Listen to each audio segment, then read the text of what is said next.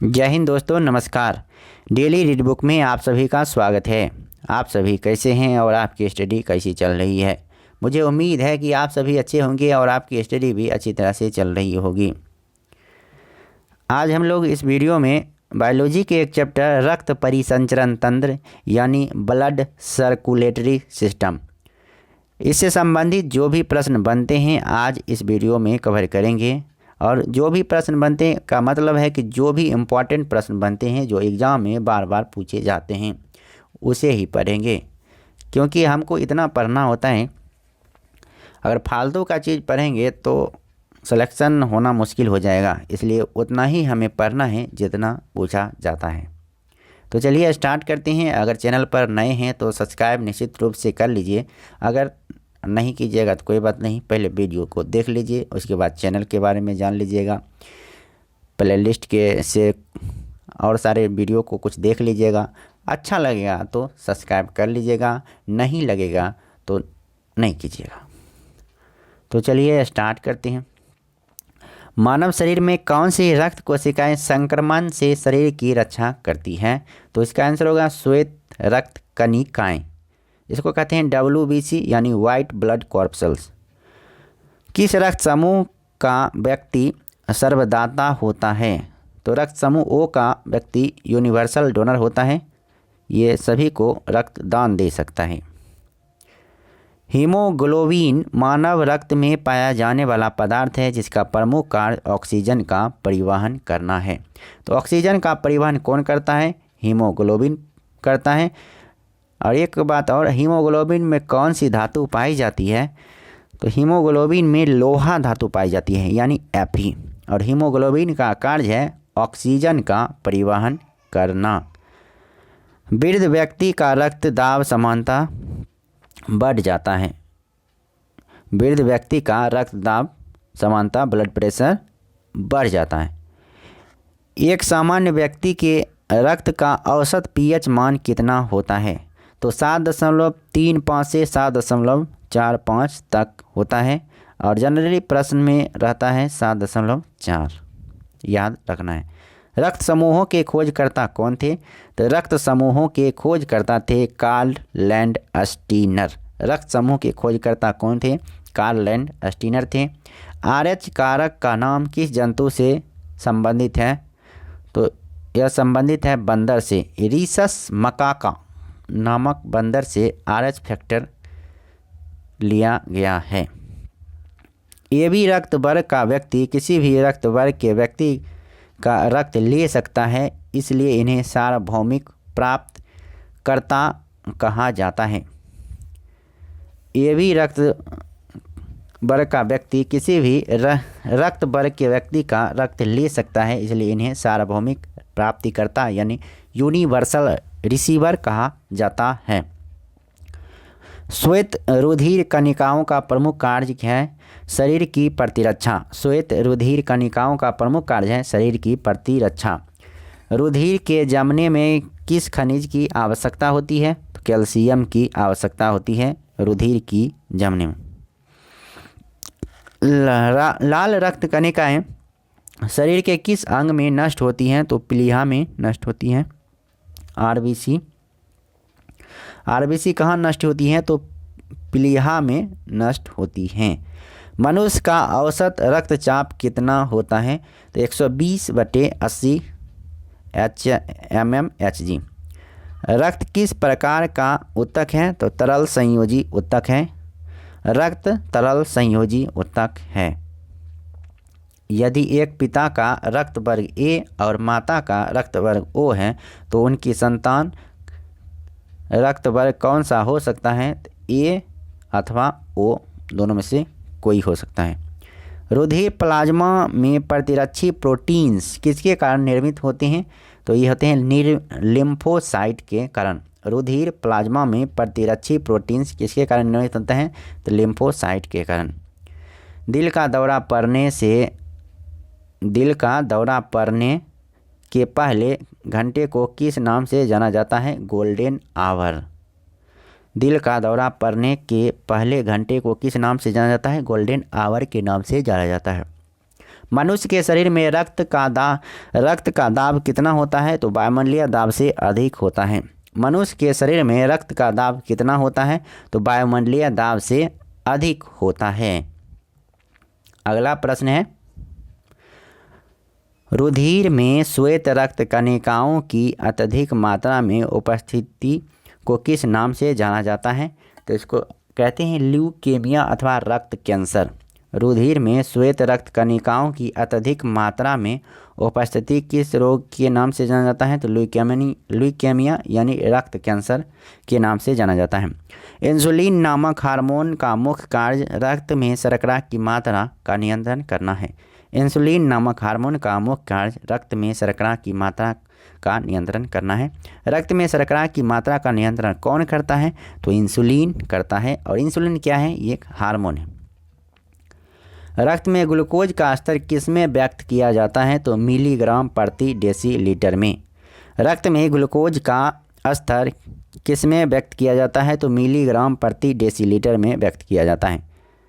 रक्त का थक्का बनने के दौरान होने वाली अभिक्रियाएं। तो रक्त का थक्का बनने के दौरान कौन सी अभिक्रिया होती है?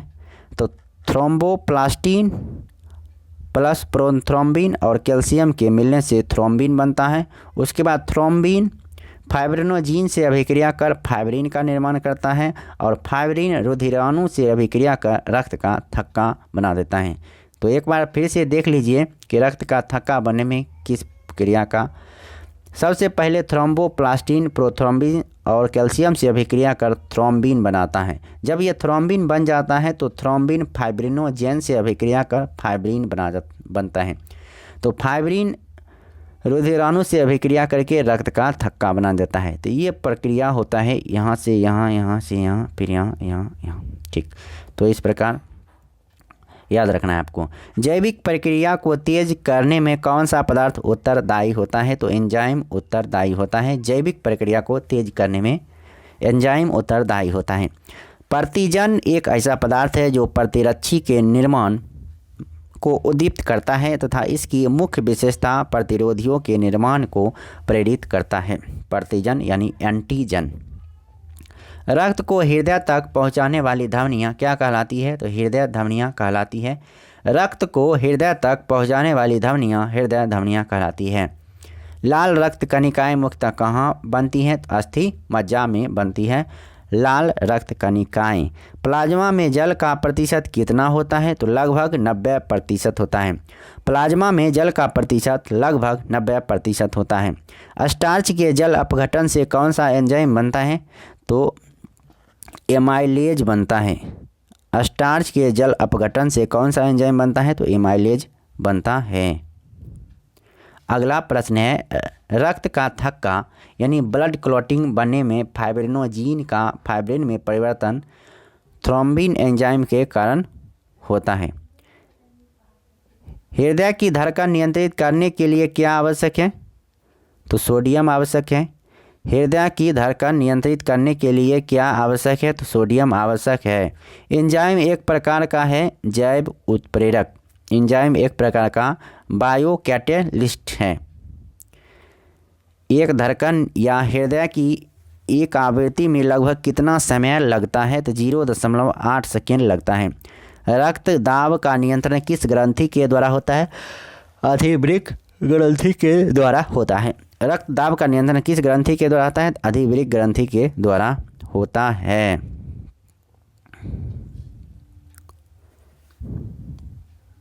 हृदय के संकुचन से धमनियों के दीवारों पर पड़ने वाला दाब रुधिर दाब कहलाता है। हृदय के संकुचन से धमनियों की दीवारों पर पड़ने वाला दाब रुधिर दाब कहलाता है। अब देखते हैं, अगला पेज की ओर चलते हैं।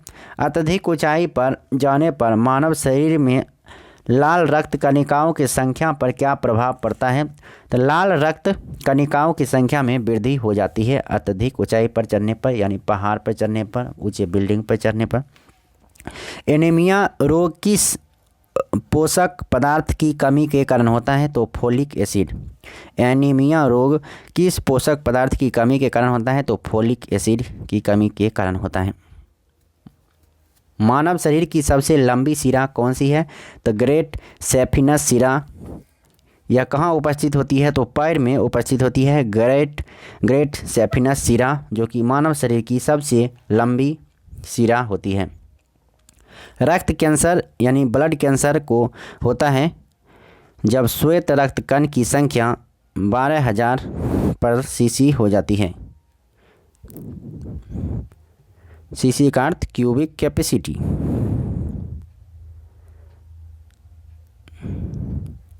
अगला प्रश्न है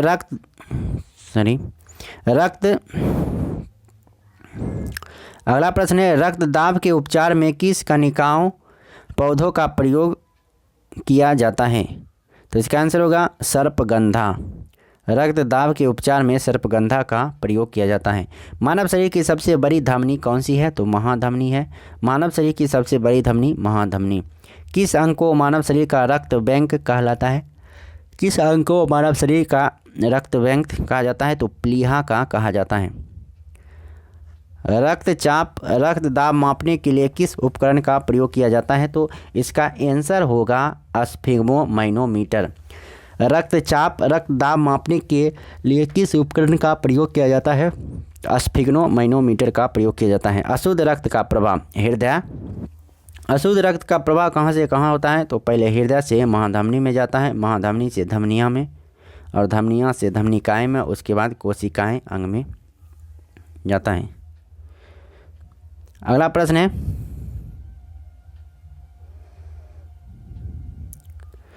कोलेस्ट्रॉल की सामान्य सीमा मानव में कितनी है? तो इसका आंसर होगा 150 से 260 mg पर 1000 ml। कोलेस्ट्रॉल की सामान्य सीमा मानव शरीर में कितनी है? तो 150 से 200 mg 100 ml में होना चाहिए।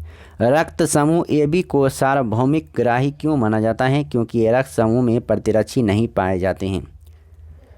रक्त समूह AB को सार्वभौमिक ग्राही क्यों माना जाते हैं? क्योंकि रक्त समूह में प्रतिरक्षी नहीं पाए जाते हैं। प्रतिरक्षी यानी एंटीबॉडी क्या है? तो एंटीबॉडी ग्लाइकोप्रोटीन होता है। एंटीबॉडी एक ग्लाइकोप्रोटीन है। सिकल सेल एनीमिया का रोग किसकी विकृति से होता है? तो आरबीसी की विकृति से सिकल सेल एनीमिया रोग हो जाता है। अगला है रक्त परिसरण से संबंधित अंग। रक्त परिसरण से संबंधित अंग हृदय, धमनियाँ, शिराएँ और कोशिकाएँ कौन कौन से कार्य करती हैं देख सकते हैं। हृदय रक्त को संपूर्ण शरीर में प्रवाहित करना, यानी रक्त का काम है पंपिंग करना, मतलब एक तरह से जो नलकूप जो करते हैं काम, वही काम करते हैं कि पूरा पंपिंग का काम करते हैं। हृदय रक्त को पूरे शरीर में प्रवाहित करते रहते हैं। धमनियों का कार्य है रक्त को हृदय से अंगों तक पहुंचाना। उसके बाद शिराएं रक्त को शरीर से हृदय तक पहुंचाता है। कोशिकाएं धमनी तथा शिरा को रक्त का सम्मिलन है। कोशिकाएं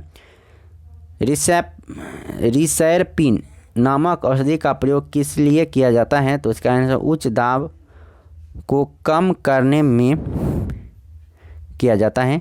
कौन सी कोशिका प्रतिरक्षी का उत्पादन करती है? तो इसका आंसर होगा लिम्फोसाइट। कौन सी कोशिका प्रतिरक्षी का उत्पादन करती है? तो लिम्फोसाइट करती है। अगला प्रश्न है रक्त में उपस्थित प्रमुख पदार्थ।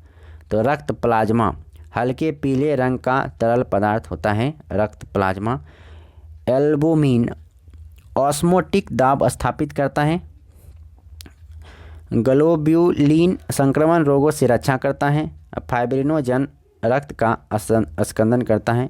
ये बहुत इंपॉर्टेंट है। फाइब्रिनोजन का कार्य है रक्त का स्कंदन करना। कणिका विहीन रक्त का तरल भाग कहलाता है प्लाज्मा। कणिका विहीन रक्त का तरल भाग कहलाता है प्लाज्मा, यानी प्लाज्मा में कणिका नहीं पाया जाता है। यदि दोनों जनकों का रुधिर वर्ग AB हो तो उनके बच्चों का संभावित रुधिर वर्ग होगा AB या AB। स्वस्थ मनुष्य के रक्त में प्लेटलेट्स की संख्या सामान्यतः कितनी होती है? तो 2 लाख से अधिक होती है। इकाई, दहाई, सैकड़ा, हजार, 10,000, लाख। 2 लाख से अधिक होती है। एक वयस्क मनुष्य में रक्त में प्रति 100 ml में हीमोग्लोबिन की मात्रा कितनी होती है? तो 14.5 ग्राम होती है। एक वयस्क मनुष्य में रक्त में 100 ml में हीमोग्लोबिन की मात्रा 14.5 ग्राम होती है। पेप्सिन, ट्रिप्सिन, टाइलिन एंजाइम पाचन में सहायक होते हैं। Pepsin, trypsin, ptyalin. अब है माता पिता के रक्त समूह के आधार पर बच्चों में संभावित रक्त समूह। तो ओ माता का भी हो और पिता का भी हो, ओ रहेगा तो संभावित ओ ही बनेगा, और असंभावित यानी ओ के बाद जो भी है वो नहीं बनेगा। तो एक का रहेगा ओ, और एक के मिलने से या तो ओ आएगा या ए आएगा। ओ भी के मिलने से या ओ या बी। तो ये सब आप देख लीजिएगा, इसमें कोई बड़ी बात नहीं है। तो जनरली ये होता है कि जैसे ओ और ए मिला तो या तो ओ आएगा या तो ए आएगा, ओ बी आएगा तो या तो ओ आएगा या तो बी आएगा, ओ और ए भी आएगा तो या तो ए आएगा या बी आएगा, ए ओ कट जाएगा। ए जब ए दोनों का ए हो तो या तो ए होगा या तो ओ होगा। तो आप इसे देख लीजिएगा। अगला प्रश्न है, सामान्य रूप से लाल रक्त कणिकाओं की आयु कितनी होती है? तो 100 से 200 दिन। सामान्य रूप से लाल रक्त कणिकाओं की आयु कितनी होती है? तो 100 से 200 दिन होती है। रक्त में ग्लूकोज की मात्रा में वृद्धि को क्या कहती हैं? तो हाइपरग्लाइसीमिया कहा जाता है। रक्त संबंधी समस्याएं, उच्च रक्तदाब, हाइपरटेंशन। उच्च रक्तदाब को संबंधी रोग है, हाइपरटेंशन हो जाता है। निम्न रक्तदाब, हाइपोटेंशन। हीमोफीलिया, आघात से रक्तस्राव, अरक्तता, हीमोग्लोबिन की कमी। हृदय के ऑक्सीजन युक्त रुधिर को शरीर के विभिन्न अंगों में ले जाती है, उन्हें धमनियाँ कहा जाता है। तो इस वीडियो में इतना ही। अब फिर मिलते हैं नेक्स्ट वीडियो में नेक्स्ट पेज के साथ। तब तक के लिए नमस्कार, जय हिंद। वीडियो अच्छा लगा तो लाइक कीजिए, नहीं अच्छा लगा तो डिसलाइक कीजिए। साथ में कारण ज़रूर बताइएगा कि क्यों नहीं अच्छा लगा, उसमें क्या इम्प्रूव किया जा सकता है, क्या करना चाहिए। आपका सुझाव का बड़ी से बेसब्री से इंतज़ार है, स्वागत है। जो भी सुझाव दीजिएगा उस अनुसार करेंगे। अगर ये अच्छा लगता है, इसी तरह से आप चाहते हैं कि इसी तरह से पूरा कंप्लीट हो, तो इसी तरह से होता रहेगा।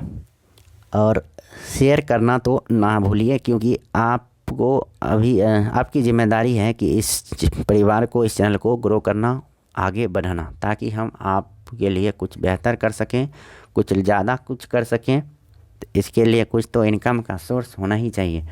तो ज़रूरी है कि आप शेयर किया कीजिए, इस परिवार को बढ़ाइए जहाँ तक बढ़ाना है, जहाँ तक आपको संभव है। 2-4 ग्रुप में शेयर कर दीजिए, चाहे टेलीग्राम ग्रुप हो या व्हाट्सएप ग्रुप हो या फेसबुक ग्रुप हो या अन्य कोई ग्रुप हो, उसमें जहाँ पर आपके कैटेगरी का लोग रहते हों, जो किसी एग्ज़ाम का तैयारी करते हों, चाहे बीपीएससी का एग्ज़ाम हो, एसएससी जीडी का हो। तो एसएससी जीडी का भी आ गया है सिटी इंटीमेशन, यानी कहाँ कहाँ आपका सिटी होगा, इस सेंटर होगा, तो वहाँ एक बार चेक कर लीजिएगा। और उस अनुसार से अभी से आप सेट लगाना स्टार्ट कर दीजिए, जितना ही दिन। अगर आप पहले से लगा रहे हैं तो कोई दिक्कत नहीं, लेकिन अभी जो समय बचा है 10-20 सेट लगाइए, प्रैक्टिस कीजिए। अभी प्रैक्टिस की आवश्यकता है, साथ में ये चीज़ पढ़ते रहिए। धन्यवाद, नमस्कार, जय हिंद।